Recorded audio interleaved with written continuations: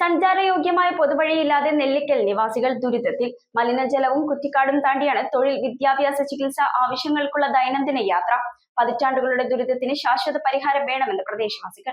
വർഷങ്ങളായി അടിസ്ഥാന സൗകര്യങ്ങളുടെ അഭാവത്താൽ ദുരിത ജീവിതം നയിക്കുകയാണ് നെല്ലിക്കൽ പ്രദേശവാസികൾ. ദൈനംദിന യാത്രകൾക്കും തൊഴിൽ, വിദ്യാഭ്യാസ, ചികിത്സ ആവശ്യങ്ങൾക്കുമായി അരൂർ തോപ്പുംപടി സംസ്ഥാന പാതയെയും അരൂർ വൈറ്റില ദേശീയപാതയെയും ആശ്രയിക്കുന്ന ഇവർക്ക് കേരകൽപ്പ് റോഡ് വഴിയാണ് പ്രദേശത്തേക്ക് എത്താനാകുന്നത്. കേരകൽപ്പ് റോഡിന്റെ പടിഞ്ഞാറേ അറ്റത്ത് നിന്ന് ഏകദേശം 100 മീറ്റർ ദൂരെയുള്ള കുറ്റിക്കാടുകൾ നിറഞ്ഞ പ്രദേശത്തിലൂടെയാണ് 30ഓളം കുടുംബങ്ങൾ താമസിക്കുന്ന നെല്ലിക്കലേക്കുള്ള ഏക പ്രവേശന മാർഗം. വിഷപ്പാമ്പുകൾ, കീരികൾ, ഉടുമ്പുകൾ തുടങ്ങിയ ജീവികളുടെ സാന്നിധ്യവും കുറ്റിക്കാടുകളും പ്രദേശവാസികളുടെ ആശങ്ക വർദ്ധിപ്പിക്കുന്നുണ്ട്. മഴക്കാലത്ത് സമീപത്തെ വീടുകളിലെ സെപ്റ്റിക് ടാങ്കുകളിൽ നിന്നുള്ള മലിനജലം ഈ ഭാഗത്തേക്ക് ഒഴുകിയെത്തുന്നതോടെ സ്ഥിതി കൂടുതൽ ദയനീയമാകുന്നു. വിദ്യാർത്ഥികൾ, വയോജനങ്ങൾ, ജോലിക്കാർ, രോഗികൾ എന്നിവരടക്കം എല്ലാവർക്കും മലിനജലത്തിലൂടെ സഞ്ചരിക്കേണ്ടി വരുന്നതിനാൽ ആരോഗ്യ പ്രശ്നങ്ങളും പതിവാണെന്ന് നാട്ടുകാർ പറയുന്നു. പ്രദേശത്ത് മരണസംഭവങ്ങൾ ഉണ്ടായാൽ മൃതദേഹവുമായി സമീപത്തെ സെമിത്തേരിയിലേക്കും ശ്മശാനത്തിലേക്കും പോകേണ്ടതും ഇതേ വഴിയിലൂടെയാണെന്നും പ്രദേശവാസികൾ ചൂണ്ടിക്കാട്ടുന്നു. ദീർഘകാലമായി ഭൂമി തർക്കത്തിൽപ്പെട്ട പ്രദേശമായതിനാൽ ഇവിടെ പൊതുവഴി നിർമ്മിക്കാൻ കഴിയാത്ത സാഹചര്യമാണുള്ളത്.